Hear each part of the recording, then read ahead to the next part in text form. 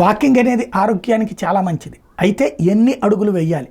అప్పుడెప్పుడో గడియారపు కంపెనీ వాళ్ళు 10,000 అడుగులు వేయండి అంటూ చెప్పుకొచ్చినటువంటిదే ప్రచారంలో ఉంది. కానీ దీని మీద అంతర్జాతీయ వైద్య నిపుణులు చెప్తున్నటువంటి లెక్కలు ఏంటయ్యా అంటే టోటల్గా అన్ని వైపుల నుంచి చూసి చెప్పిన తర్వాత రోజుకి దాదాపు 4,000 అడుగులు నడిస్తే అకాల మరణాలకి అడ్డుకట్ట వేయచ్చు. ఇది అల్జీమర్స్, డిమెన్షియా వ్యాధుల ముప్పుని తగ్గిస్తుంది.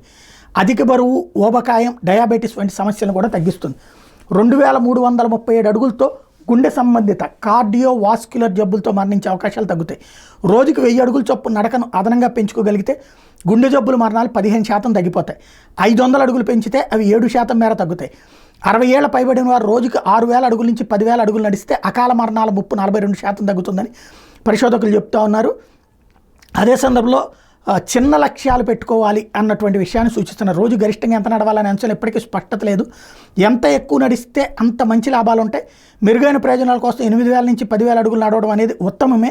వీలైనంత ఉత్తేజంగా ఉంటూ చేయాలి తప్పించి బలవంతంగా ఒకేసారి 10,000 అడుగులు నడవద్దు. నిదానంగా ఒక్కరొక్కరో పెంచుకుంటూ వెళ్ళండి అని చెప్తున్నారు.